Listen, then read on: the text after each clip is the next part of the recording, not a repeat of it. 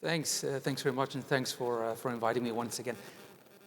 I totally agree with what Declan just said. I mean, there's been a lot of talk about Greece's economic achievements. I fully agree with those. GDP growth has been above the euro area in the last few years. The banking sector has been able to offload most of its NPLs. It's profitable again. Public debt to GDP ratio has been coming down significantly. And all that has been supported by structural reform. So I think Greece deserves praise for that and has been praised for that, and rightly so. What I would like to do is to focus on a few remaining challenges. Let me mention three here, and then I'll stop. First challenge, medium-term growth. We know that in many, say, developed economies, in the next few decades, economic growth is going to be below historical averages. And when you look at the aging report, the report on the Commission's website, published earlier this year, that looks ahead at the long term, that report shows that GDP growth in Greece is going to decline to something like 1% per year over the next decades. And I think that there, especially the demographic outlook, is a particular concern everywhere, but especially in Greece. Eurostat projects the Greek population to decline by something like a quarter over the next 5 decades. And the working age population is going to decline substantially more than that. So I think that's a key challenge. And we need structural reforms there that boost productivity to support that catching up process that was mentioned, one of the key challenges. So these are the type of things that have been discussed before. Things like improving the business environment, upgrading education, ensuring competition in goods and services, making sure there's enough competition, making Greece an attractive place to invest and to innovate.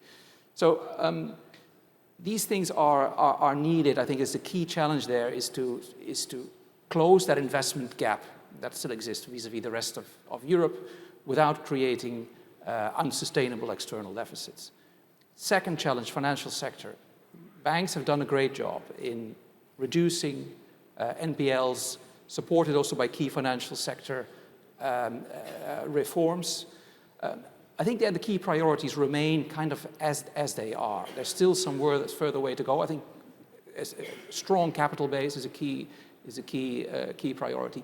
But as banks were kind of addressing those legacy issues, new challenges have emerged. And they've been mentioned. And some of those challenges, some of those risks are materializing as we speak. Climate, geopolitical risks, they need to be addressed. And it's challenging to address legacy issues and new risks at the same time. So that's another challenge that I see. And outside of the banking system, there's still that chunk of non-performing debt that has been transferred to credit servicing companies that remains a burden on firms and households. Another issue that deserves attention. Third and finally, public debt. Public debt as a share of GDP has been coming down impressively, so very good progress, but of course it remains high.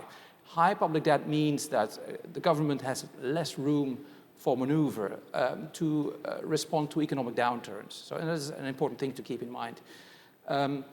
So there, our view is that we need several years of primary surpluses to ensure the sustainability of that. It's not the only thing. There's also there a need.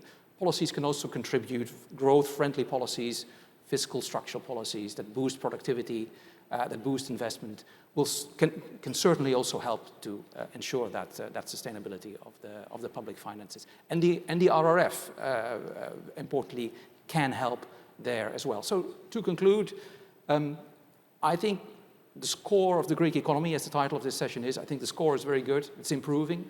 But we must also acknowledge that some crisis legacies will take more time to address, and new challenges have emerged.